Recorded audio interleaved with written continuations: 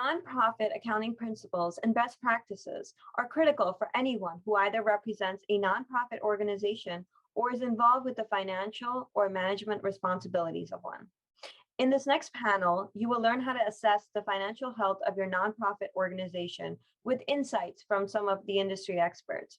I'd like to now turn it over to our next panelists, Anthony Camarano, Manager at NCheng LLP, Glennie Monegro, Senior Manager at NCheng LLP, Maura Keeney, Vice President at Amalgamated Bank, and Stephen Cohen, Manager at NCheng LLP. I'd like to now turn it over to Stephen. Thank you, Shivani. Hello, everyone. I'm happy to be joined by a group of such talented panelists. We are here to talk about everyone's favorite topic, accounting. I know accounting isn't the flashiest of topics, but it's critical to the health and stability of your organization, especially when it comes to nonprofits. Funny fact, the term nonprofit is actually a big misnomer. The fact that statistically over 75% of nonprofit organizations have less than 6 months of cash in reserves makes it impossible to operate at a year-over-year deficit or with no profit. The truth is, nonprofits need to be profitable to grow and serve their mission. So I'm going to open up with a pretty open-ended question, and I'm going to start off with Glennie. Why is understanding your company's numbers important? Take it away, Glennie. Thank you, Stephen. Very excited to be here and sharing this space with such wonderful people, especially our audience. So thank you for attending. So in response to this very important question, I think for many, numbers can be intimidating, but I think you don't have to be afraid of them because they're vital and they help you to make informed decisions and have a potential to make a big impact on your business and your growth and your bottom line.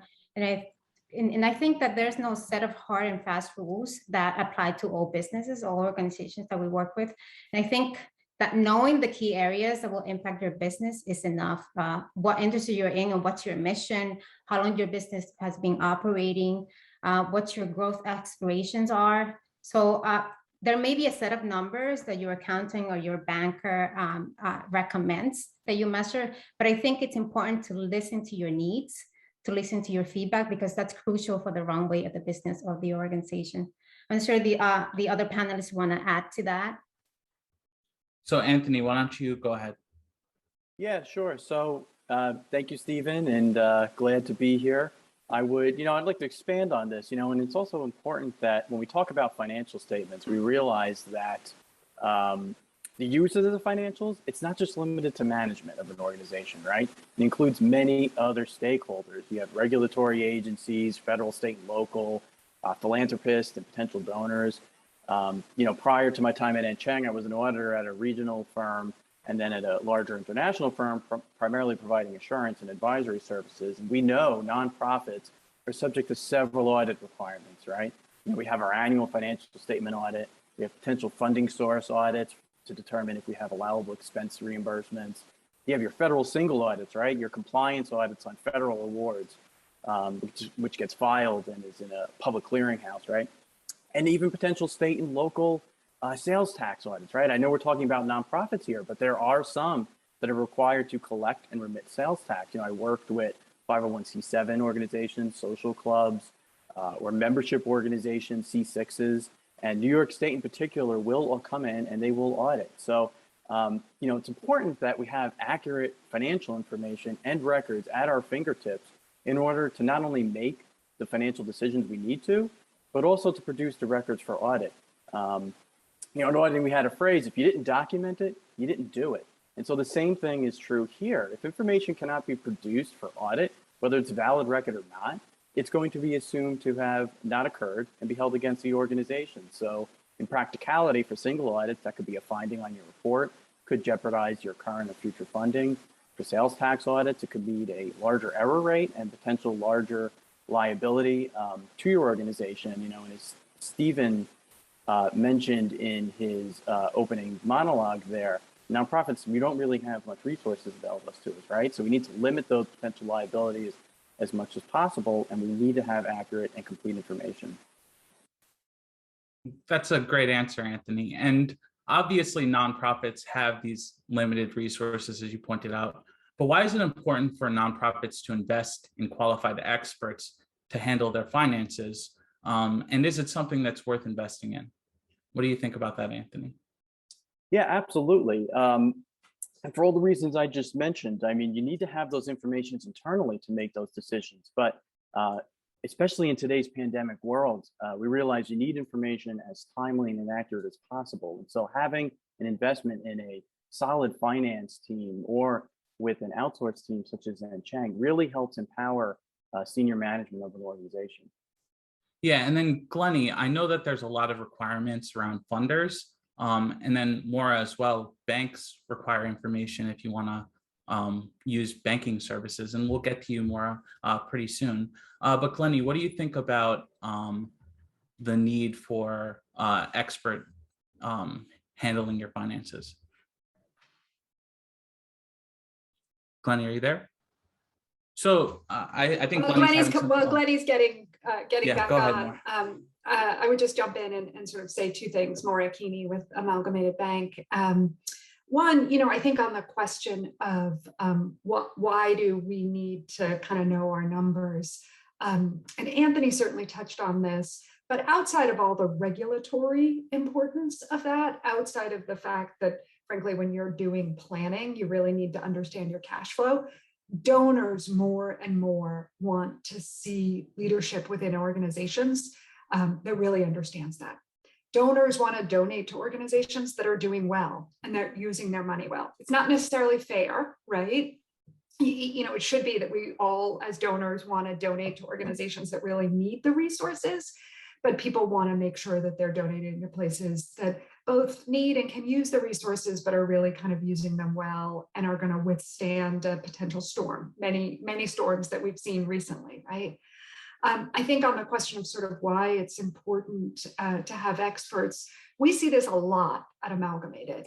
We'll see an organization that joined Amalgamated as a startup and had 2 or 3 staff, a visionary executive director or president, who at some point in their career really made a decision of, I'm gonna work for change.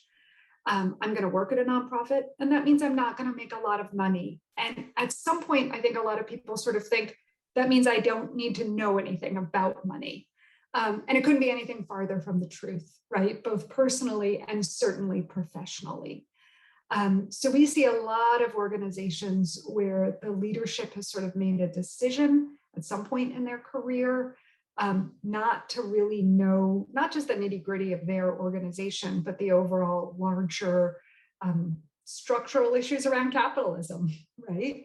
And I think it's critical as the head of an organization, as a development team, that you're able to go and speak to your donors, to your contracts, et cetera, in a way that are really going to reflect some ownership of that. For organizations that are smaller and starting out, they may have a jack of all trades, an office manager / volunteer coordinator / bookkeeper and accountant, right? And that might work for a little while. But as you're growing larger, organizations really need a top-notch professional. We see this all the time for that sort of mid-range organization. And sometimes they'll still just have that in-house bookkeeper. And that person often just doesn't have the capacity to put together the kind of reporting documents and have the kind of foresight needed to do real planning.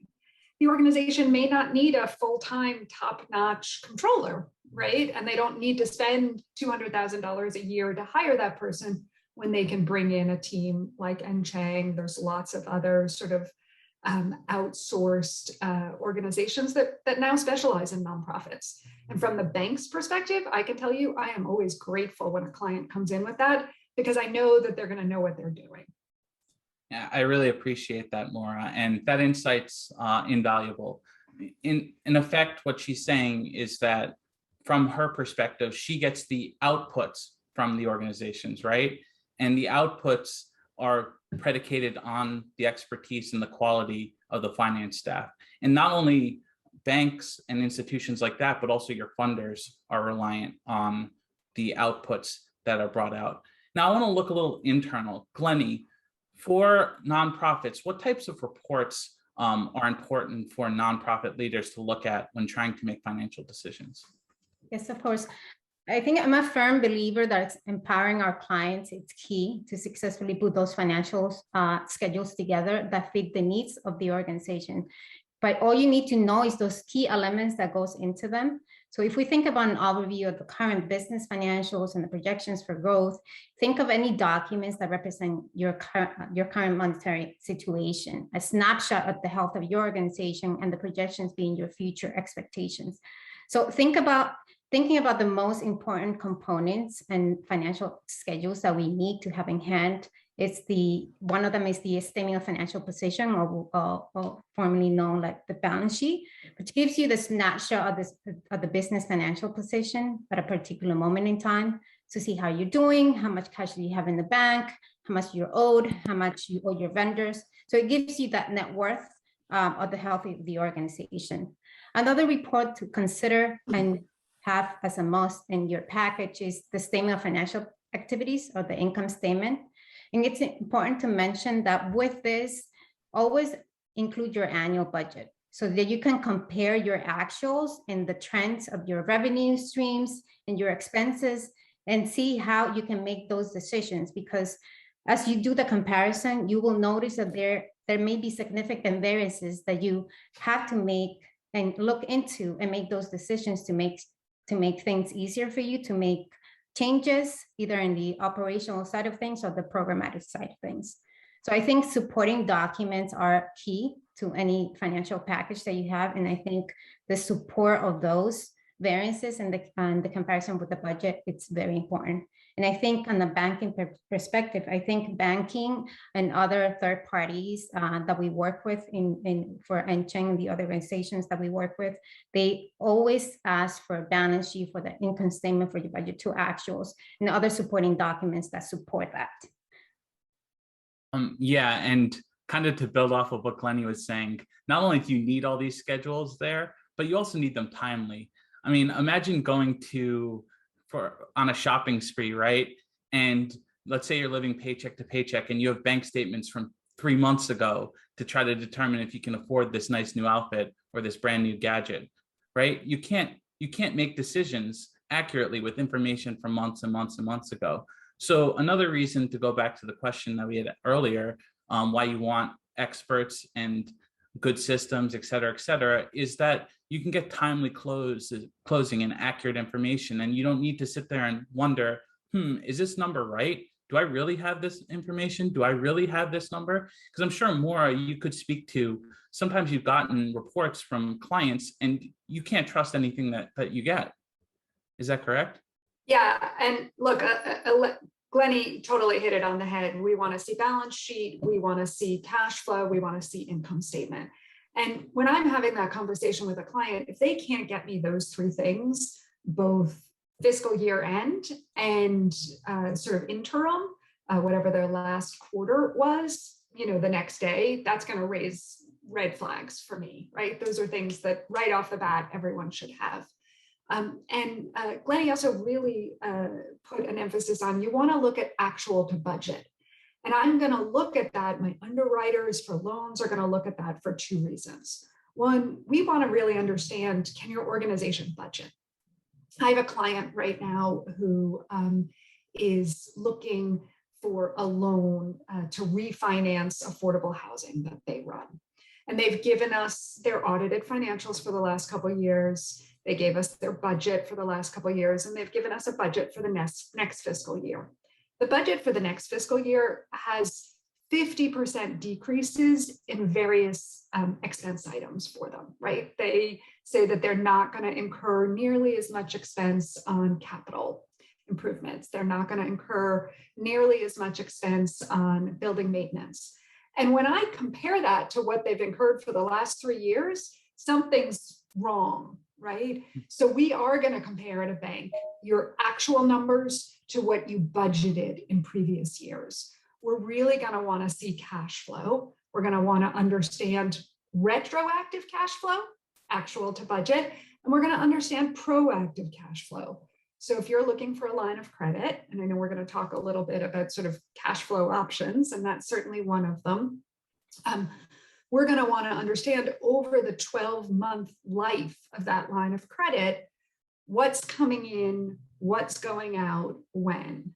Now, I know for organizations that are government funded, that cash flow is really difficult, right?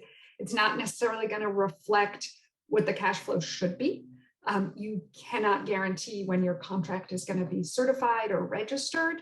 But for organizations who have some history there, who can really demonstrate, okay, the city budget is done and starts July 1st, our contract is generally registered by November 15th, it's really helpful to understand that, and we start actually getting reimbursements by January 1st. Thank you, Maura. Anthony, when you deal with your clients, are there any kind of off the fringe reports that you can think about that maybe wasn't mentioned? I know, for example, with my clients, we always look at the restricted donor schedules, because a lot of times nonprofits overlook that in their absorption rates and things like that. Maybe you want to talk a little bit about that? Yeah, so great point there, Stephen. You're right. Those restricted net asset schedules are extremely important. I think one of the ones that comes up more so now due to the pandemic is really evaluating your outstanding receivables, especially your pledges, right? Your multi-year commitments. How likely is that you're still going to collect on these? And so, yes, you discount them and you might provide some allowances, but auditors or even banks, for example, now when we start to look at cash flow, right? We might project out, we have significant multi-year commitments and pledges, but how likely are individuals going to be able to still make good on those commitments, right? I mean, because remember, it's not just the organizations that have had issues and struggles these past 2 years, but individuals as well. So I think key receivable analyses are just as important as any P&L item. Yeah. And what I would about, just add to that, if I can, Stephen. Yeah, go ahead. We frequently at Amalgamated, and whatever bank you're using, if you're engaging in conversations with them around cash flow, should make this case. We want to see not just the payout schedule for that donor or that contract. We also want to understand what your history is with them. Did you just meet this person in an elevator and make a pitch and it seemed to go well, so you're putting them on your accounts receivable? Or is this an organization or a donor that you've had a 10, 15, 20-year relationship with? And we're going to evaluate that cash flow differently than we would evaluate something that is a newer relationship. And Glennie, could you talk a little bit about government grants and absorption rates? Because I think that's also something that a lot of organizations overlook, and it's very critical. Sure, yes. This pandemic has impacted nonprofits very heavily, and also because I think we talked about the restricted funding, but I think the same relationship that we have in cultivating that relationship and that communication with private funding, it's the same for our government sources. And I think having that relationship and that communication with them, it's key to be able to communicate with each other what the needs are for the organization that rely so heavily on these government sources to be able to operate their programs. So it's very important for the programming, the management, and the finance team to come together and collaborate with each other so that we can pitch to make our case and make sure that that tight cash flow that we're experiencing, that we're able to come afloat because we have those communications open and making sure that we give a clear picture of what our situation is. And I think it's very important to keep a close eye on our cash, and so that we are not in the dark and we don't run into unforeseen issues. Yeah, and to add to that a little bit is that a lot of organizations that might be struggling and have government contracts might be spending down the government contracts at a quicker rate, right? By absorption rate, I'm talking about the rate at which you're spending down these government contracts. So they're making up the loss of either individual funders or private foundations by spending down on their current either government contracts or restricted contracts. But you really need to track that, because then what'll end up happening is down the road, you won't have the money for your later expenses, or you'll have to fill the gap. It's kind of like stealing from one bucket to pay for another bucket, and then eventually it'll catch up to you. I think this was a great discussion around reports and around why accounting is important. I kind of want to switch the question up a little bit, but we're still going to be talking about, obviously, financial management. And I want to talk about, obviously, we're in a very volatile world right now with the coronavirus pandemic, and constant lockdowns and all this other stuff that's going on. And this has affected organizations drastically, especially with the budgeting process. I want to know what you guys think, how organizations should go about this budgeting process. And why don't we start out with Glennie? Glennie, why don't you go ahead and give us your take on how organizations should go about the budgeting process? Yes, of course. I think coming up with a plan to deal with financial challenges, it's key before they happen, because they help you course correct and avoid disaster. I think that the strategies that that I work with are the organizations that I work with to plan for future uncertainty is basically re-examine those key drivers. So you have key drivers in regular times. So now in the pandemic, you have to look at those key drivers one more time and make sure that based on the historical data that you already have on how the pandemic affected your organization, so that you plan ahead for future uncertainties. Use what you know to assess those key drivers, so that you know how it will be impacting over the next 12 months. So I think you have to ask yourself some questions.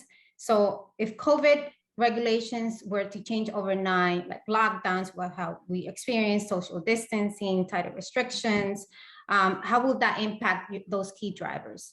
Will all of your physical locations remain open? Is it likely that the services that you provide to your clients or the services that suppliers or vendors provide and that support those drivers, will they remain fully operational?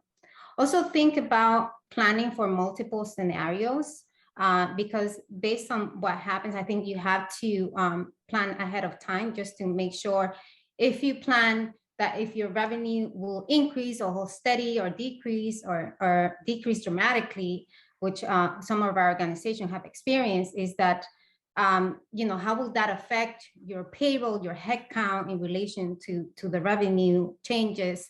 How will your other expenses like utility, the lease, and the operational expenses, how will that change for better or for worse? So have a contingency plan in hand for each of those scenarios so that you'll be able to course correct and the second an unforeseen challenge arises. Yeah, I think scenario planning is very critical so you don't get caught, unprepared.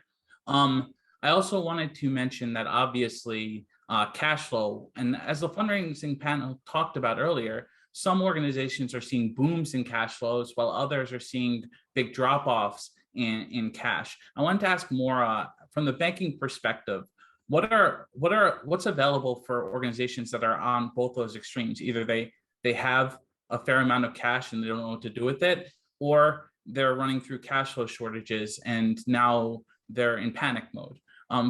As a banker, what do you think they should do? So let's start with the happier of the two scenarios where you are having more money than you anticipated. So I think in that scenario, and I actually saw a couple of questions in the chat about that as well, you want to really think about a couple of areas as you make decisions about what to do. What are your liquidity needs? In other words, when do you need to make this money available? Both for the actual project or use that you're going to use it for, and also, as Glennie said, for contingency planning. If you need it, how much could you need, right? So liquidity is a key question. I think there's questions around return. Are you looking just to earn, a little bit of extra interest? Or is this something where you're planning to live off of the return for a year or two? If so, good luck. Rates are really, really low, right? Even in basic savings vehicles, in the finance world, right? A savings account for a business or a nonprofit is called a money market. Even a money market account, you're going to be earning next to nothing, frankly. These are not the days of like 3, 4, 5% returns. You're talking about 0.10% or 10 basis points. On a good chunk of money, it's not nothing, and it's there, and it's earning some interest, right? You also want to think about risk. Are you willing to put some of your funds in the market and deal with the volatility that comes with that?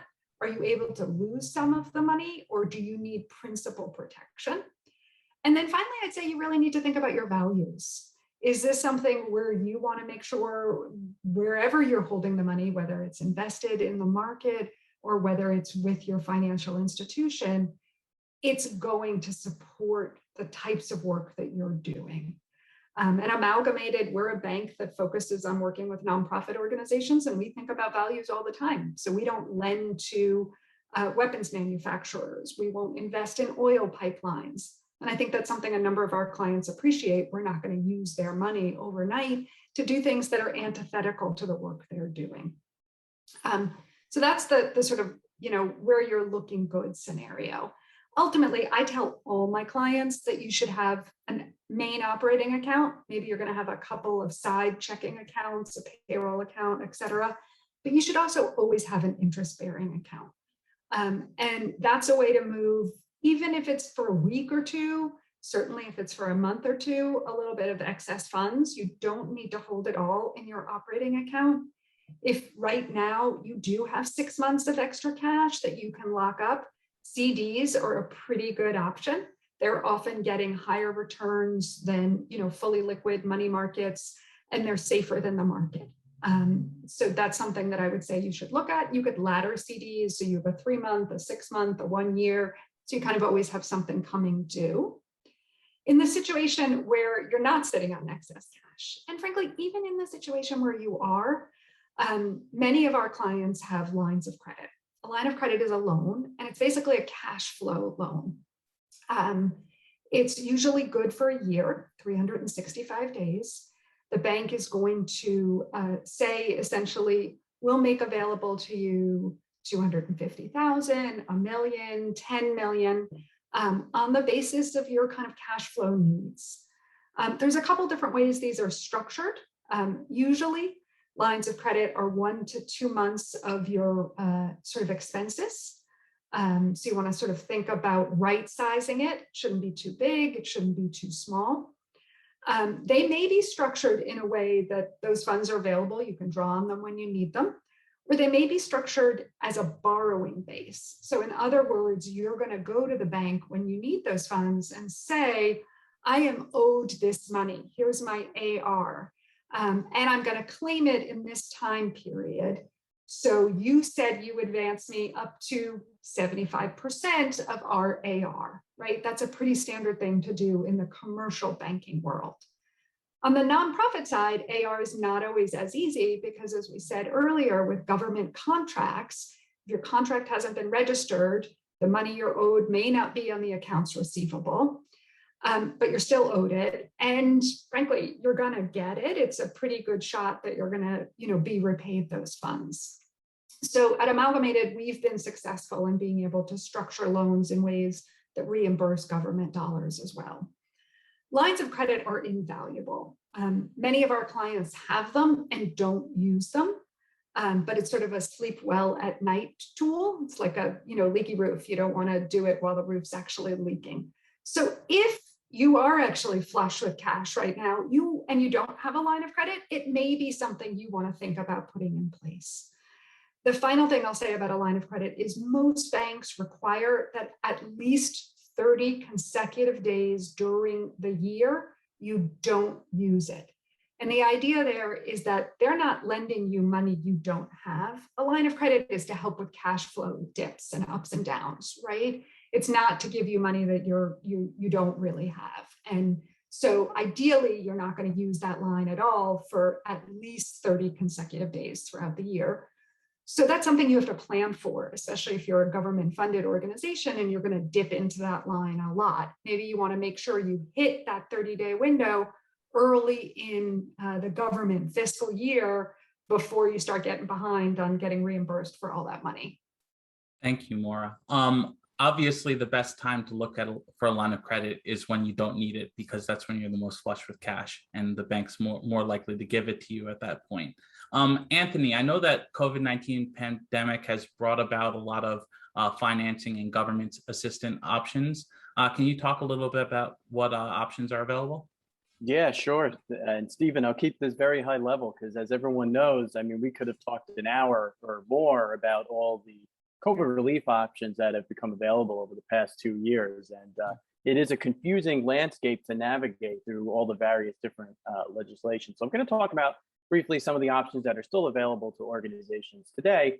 I'm going to start off with the one that people are most familiar with and probably sick of hearing about on the PPP loans, right? So, but what I want to touch on here, though, in particular, and it goes back to budgeting, even we all want to get full forgiveness of our PPP loans if possible, right? But what organizations really need to consider is that if we have unspent funds, you might not want to give them back right away, right? It is a loan, and if you're in need of some short-term liquidity, I know Maura will certainly agree to this. It is an extremely affordable short-term financing option. Remember, PPP loans, it's a 1% interest rate, 1% on a maturity of 2 to 4 years, right? I mean, that is extremely affordable. So that's what, when we work with our organizations, we really want them to focus on. Aside from PPP loans, there's EIDL loans through the SBA, economic injury disaster loans. This program existed pre-pandemic, and similarly, the PPP provides for working capital and other ordinary expenses. And it's a loan again, but again, it's only at 2.75% for private nonprofits, another very affordable financing option for those that need liquidity. Aside of that, there's also the shuttered venue operator grant. So for those that are cultural institutions or performing arts centers, at least from the nonprofit side of it, it allows for a grant similar to that of PPP for payroll, et cetera, and other things like that.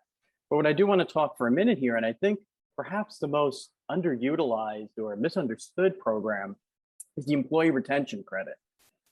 Administered through the IRS, claimed through an organization's quarterly 941 tax filing. What it does is it provides for a refundable tax credit of up to $7,000 per employee per quarter for each quarter in 2021. Now, there is a credit available in 2020. It's a little more restrictive in terms of eligibility and credit amount. But what people fail to understand is that the entire credit's refundable to the organization. So yes, it is a credit claimed against employment taxes paid. However, that the entire amount, which could be up to $7,000 in a quarter, is refundable. So in reality, in practice, what does this mean? I work with a college, for example. We have roughly 300 to 350 employees, and we qualify for the credit so far in the first 3 quarters of 2021. And that's going to give us approximately $2.1 million in unrestricted cash flow. So it's an extremely great program. And I really think organizations need to be looking at this in particular, or all these others, for example, to see what options are available to them. And, us at NCheng and Stephen and Glennie, I know you can attest to it as well with your clients. We've worked with a number of organizations helping to evaluate eligibility and assist in applying for some of these programs. Yes, and I just saw in the chat asking if it's available to nonprofit agencies. Yes, there are certain qualifications that are there, mostly similar to the PPP loan. You need to have lost revenue, et cetera, et cetera. And because of our shortness of time, we have 5 minutes remaining. We won't get into the details of what those stipulations are, but if you want to ask us a question outside of it, maybe you can address it to Shivani and she can forward it along to us. Or if you put in the chat, maybe Anthony could type out a little bit to give you a little insight into it. We can go from there. So we have 5 minutes left in our panel, and I know time's gone really quick, and we have a lot. We have a lot that we wanted to cover, but this is where we are. So I'm gonna open it up to the panelists to get their final thoughts. And yes, if you received the PPP loan, you can still apply. Glennie, why don't you go ahead and give us your final thoughts? Yeah, I think everyone around the world has been put to the test one way or another. And I think it made us realize that change is part of our lives. And with that, trust is a key element to make any change. So it is why I like to extend a friendly invitation to you all to trust us at NCheng LLP, to be your partners, to work together to make a difference. I appreciate you all for giving us the opportunity to hear our thoughts in this panel. So thank you. All right, Anthony, do you want to follow up? Yeah, sure. Just to round everything out, at the beginning of the conversation, We talked about a number of reasons why there are multiple stakeholders, not just management of an organization, needing access to accurate, complete, and timely financial information. And I think it's important now that organizations take a step back after the past 2 years, and now that hopefully things have somewhat normalized for your organization, and really look at what worked, but more importantly, looked at what didn't work and how you can work with your finance teams to not only strengthen your processes and procedures, but continue to develop more meaningful financial reports, which are one of the key tools at management's disposal in evaluating your organization's strategic goals and crisis management. Thank you. All right, and Maura, go ahead. Any Thanks, final thoughts? Steve. First, I'm glad we weren't on the previous panel where we had to talk about rejecting funds from donors who maybe have since done bad things. So it's much easier over here. You know, I would thank the folks at NCheng for letting me and Amalgamated join this panel. The bottom line is money matters, and your organization is a business, whether you want to think about it that way or not. Understanding your finances is a crucial part of doing the work you want to do and being able to serve the organizations or move the change that you want to change. Having partners in doing that is critical, and that includes your financial institution. It should include both your in-house and if you have out-of-house, you know, auditors, bookkeepers, and a financial team. Making sure you really are committed to that and recognize the importance of it and embrace it. It might not be the sexy part of creating change or doing organizing, but it's as critical as anything else that you're doing. Thank you, Maura. I want to thank all three of you guys for these great discussion points and talking with you guys. It's brought a lot of insight, not only to the attendees, but to myself. My final thoughts are that it's critical to have not only accurate, but timely information for your organization to make informed decisions. It's imperative for your organization to consider if you have this information easily at your disposal. If not, you might want to consider other options in order to get that information, whether it's investing in outsourced help, such as what NCheng provides, but also you could look at technology, which is our next panel, to provide some of these things. And NCheng, we do actually do a lot of work around implementing a lot of technologies that will help serve your organization. And you'll be hearing about some of those technologies in our next panel. I think with that, I'll bring our webinar, our section of the webinar to a close. Thank you, guys.